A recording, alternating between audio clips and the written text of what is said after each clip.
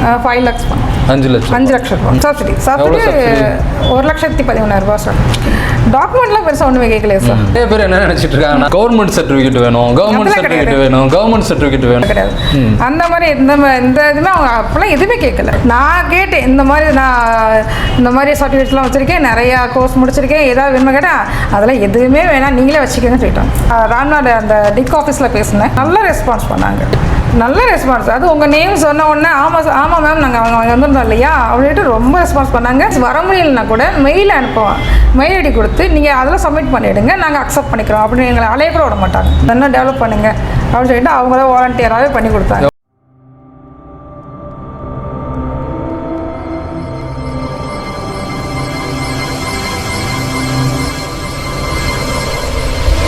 பேங்க்ல loan வாங்குனீங்கல்ல, loan வாங்குனீங்களா, loan கொடுத்தாங்களா? கொடுத்தாங்க. ஸோ அந்த ப்ராசஸ், ஏன்னா நிறைய பேருக்கு பேங்க்னா லோனு கொடுக்க மாட்டாங்க, அரசாங்கம் லோன் 20 daysல கிடைச்சு. அதான் சொல்கிறேன். அந்த ப்ராசஸ், அதாவது நம்ம ராம்நாட்டில் மீட் பண்ணதுலேருந்து இப்போ நீங்கள் லோன் ரிசீவ் பண்ண வரைக்கும் என்ன பண்ணீங்கன்றதை சொல்லுங்களேன். ஏன்னா நிறைய பேருக்கு பேங்க் லோன் தராது, அரசாங்க லோன் கொடுக்குறதெல்லாம் சும்மா சொல்கிறாங்க அப்படின்ற மாதிரி இருக்குது. இப்போ நீங்கள் வந்து லோனு வாங்கி அந்த செக்கை வாங்கிக்கிட்டு எனக்கு கால் பண்ணீங்க. ஸோ எப்படி இந்த ராம்நாட்டில் மீட் பண்ணதுலேருந்து அது எப்படி ஸ்டெப் பை ஸ்டெப்பாக அதை ப்ரொசீட் பண்ணிங்கன்றதை சொல்லுங்கள். அதாவது உங்களை அது வரைக்கும் எனக்கு அந்த ஐடியாஸ் சுத்தமாக இல்லை.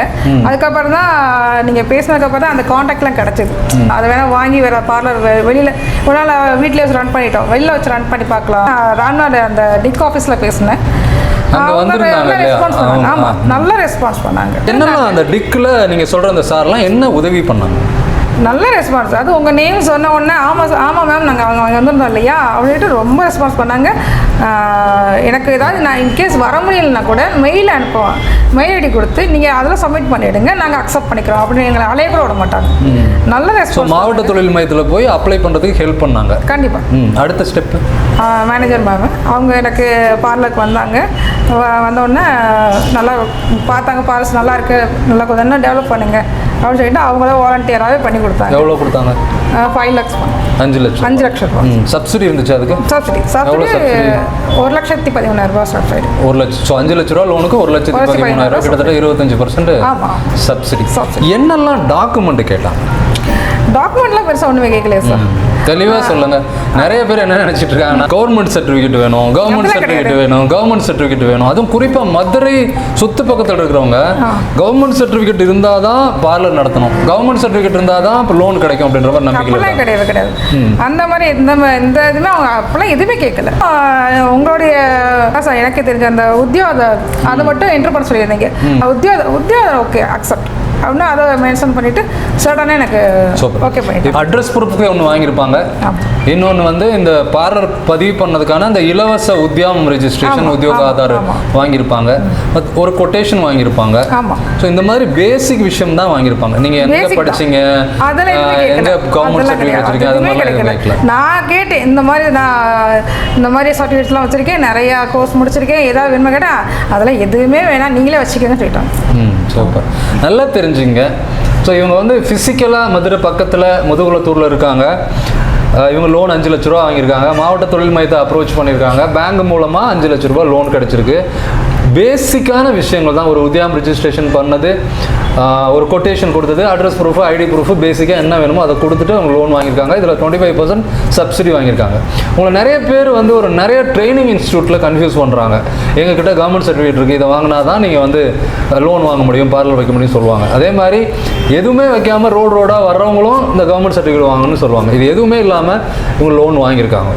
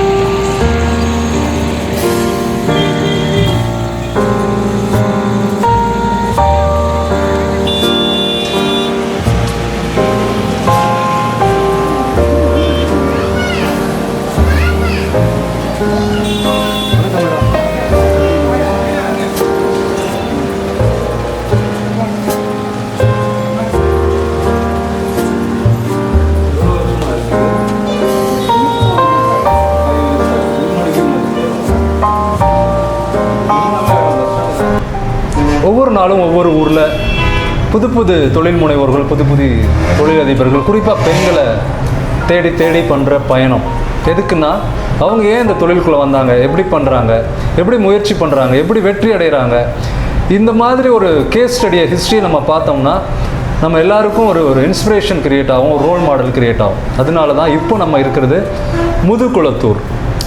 பரமக்குடியிலேருந்து ஒரு 25 கிலோமீட்டரில் முதுகுளத்தூர் அப்படின்ற ஊரில் ஜஸ்ட் பஸ் ஸ்டாண்டுக்கு ஆப்போசிட்டில் கமலிஸ் அப்படின்ற பெரிய பியூட்டி பார்லரோட ஓனர், ஃபவுண்டர், சக்ஸஸ்ஃபுல்லாக பிஸ்னஸ் பண்ணிக்கிட்டு இருக்க விஜியை தான் நம்ம மீட் பண்ணுறோம். வணக்கம் மேடம். வணக்கம் சார். நல்லா இருக்கீங்களா? நல்லா இருக்கேன் சார். சூப்பர். உங்கள் ஊர் எப்படி இருக்கு?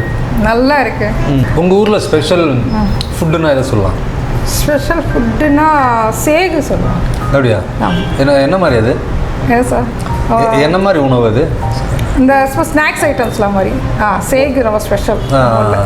ஃபாரினில் வரைக்கும் இங்கே தான் கொண்டுட்டு போவாங்க. சேகு கொஞ்சம் கருவாடு அந்த மாதிரி சீ ஃபுட்லாம் கொஞ்சம் நல்லா கிடைக்கும். நிறைய கிடைக்கும். சீ ஃபுட்டு கொஞ்சம் ரொம்ப நியர் எனக்கு. நல்லா ஃப்ரெஷ்ஷாக கிடைக்கும். நீங்கள் வந்து ஒரு எம்காம் ப்ரொஃபஷனல்ல? ஆமாம் சார். Post graduate. ஆமாம் சார். ஸோ ஒரு எம்காம் படிச்சுட்டு ஐசிசி பேங்க்கில் வேலை பண்ணுறீங்க. ஆமாம் சார். ஒரு கம்ஃபர்டபுளான மாத சம்பளம் ஏசியில் மாதம் ஆனால் 30ஆம் தேதி அல்லது 1ஆம் தேதி டான்னு சம்பளம் கொடுத்துருவாங்க. அது அப்படியே போக போக ப்ரமோஷன் ஆகி க்ரோத் ஆகி போய்கிட்டே இருக்கும். ஸோ அதை விட்டுட்டு சொந்தமாக தொழில் பண்ணணும், ரிஸ்க் எடுக்கணும்னு ஏன் தோணுச்சு? அது எனக்கு அந்த ஜாப் கண்டினியூ பண்ண முடியல. பசங்களை பார்க்க வேண்டிய ஒரு சுச்சுவேஷன். ஸோ அதனால் கண்டினியூ பண்ண முடியல.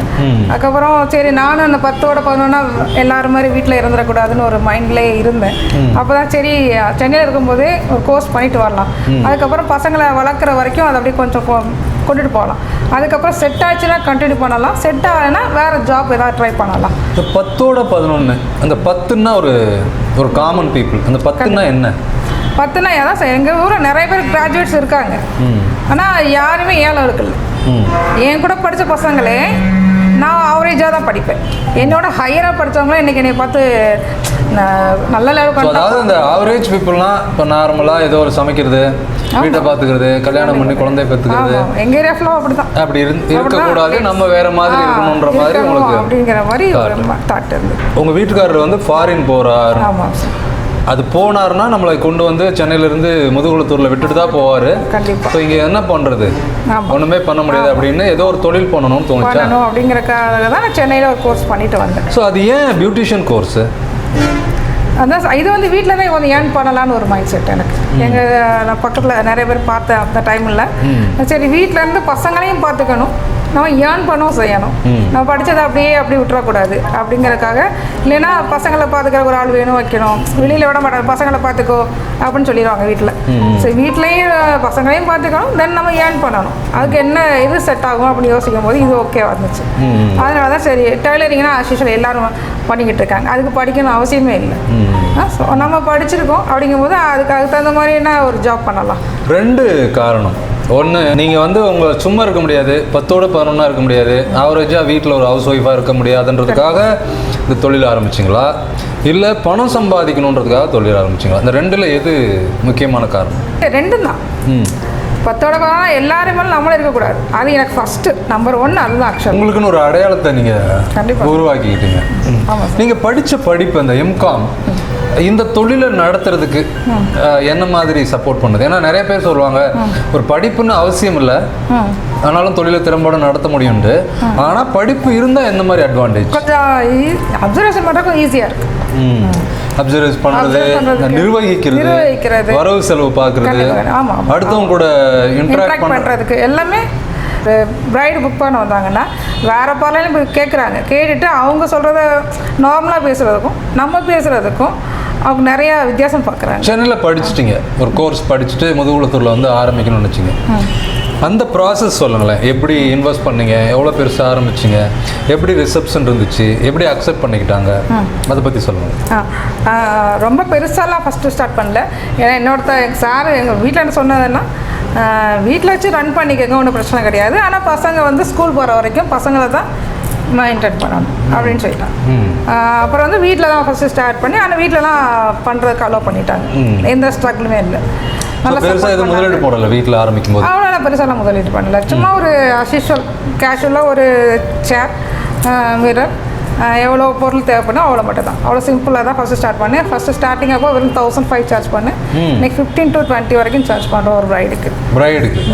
ஸோ இப்போ வந்து skin service, hair service and makeup, இந்த மூணுல வந்து எது வந்து உங்களோட கோர், எதில் நீங்கள் ஆர்வம் அதிகமாக செலுத்துறீங்க?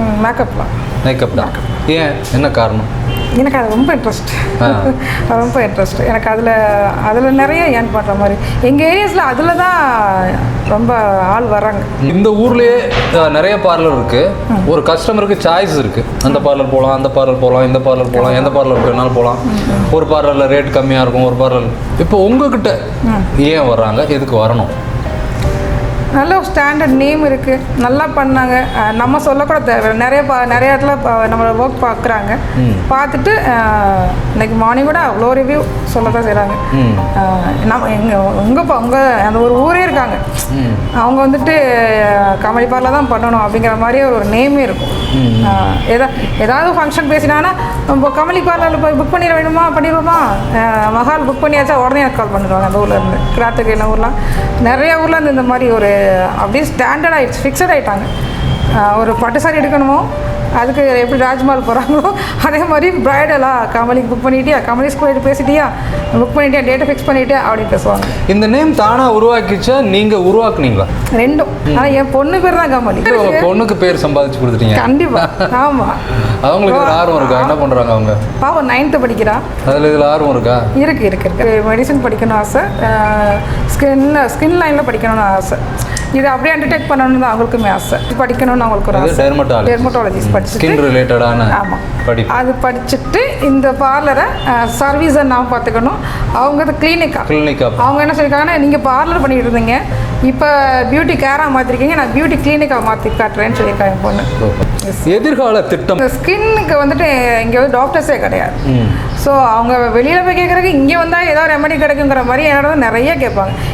அதுக்கு என்ன பண்ணலாம், இதுக்கு என்ன பண்ணலாம் அப்படின்னு நிறைய கேட்டுகிட்டே இருப்பாங்க. அதான் என் பொண்ணு பார்த்துட்டே இருந்து இங்கே ஃபஸ்ட்டு அதுக்கான ஒரு இது பண்ணணுமா, ஒரு கிளினிக் ஃபஸ்ட்டு ஸ்டார்ட் பண்ணணும் அப்படின்னா என் பொண்ணு அவங்களா எடுத்த டிசிஷன் தான் அந்த இது. ஒரு 15 வருஷமாக இந்த தொழிலை சக்ஸஸ்ஃபுல்லாக ரன் பண்ணிட்டு இருக்கீங்க. ஆமாம் சார்.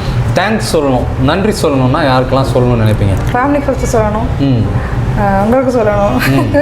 இல்லை நான் உண்மையாக சீரியஸ்லி அதெல்லாம் உண்மை தான். அந்த அந்த பியூட்டி கிளப்னு உள்ளே போகும்போது தான் நிறைய பார்க்கும்போது சரி நம்மளாம் கொஞ்சம் கம்மியாக தான் பண்ணிகிட்டு இருக்கோம் போல. ஒரு பெரிய கனெக்டிவிட்டி இல்லை, கனெக்டிவிட்டி, அதாவது ஒரு எவ்வளோ எதிர்பார்க்காத கதை. கண்டிப்பாக யாருக்குமே ஒரு பெரிய ஆளுங்க கெத்தெல்லாம் காட்ட மாட்டுறாங்க. ஆமாம், பியூட்டி கிளப் ஆனால் எல்லாத்தையும் ஒரு எப்படி சொல்கிறது, எல்லாத்துக்குமே ஒரு குடில் மாதிரி அது. குடும்பத்தை பார்த்துக்கிட்டு குழந்தைங்கள நல்லா படிக்க வச்சுக்கிட்டு 4 பேருக்கு வேலை வாய்ப்பும் கொடுத்துட்டு நீங்களும் ஒரு அடையாளத்தோடு இருக்கிறதுனா ரொம்ப ஹாப்பியாக இருக்கீங்க. ஸோ இதே மாதிரி இன்னும் இதோட பல மடங்கு இந்த பிஸ்னஸில் சாதிச்சு என்னெல்லாம் நீங்கள் அடையணும்னு நினைக்கிறீங்களோ இந்த தொழில் மூலமாக, ஃபிசிக்கலாகவும் ஃபினான்ஷியலாகவும் பர்சனலாகவும் உங்கள் எண்ணம், உங்கள் கனவு, உங்கள் லட்சியம் எது இருந்தாலும் இந்த தொழில் மூலமாக நிறைவேறணும்னு பியூட்டி கிளப் சார்பாக வாழ்த்துக்கள். நன்றி. தேங்க்யூ.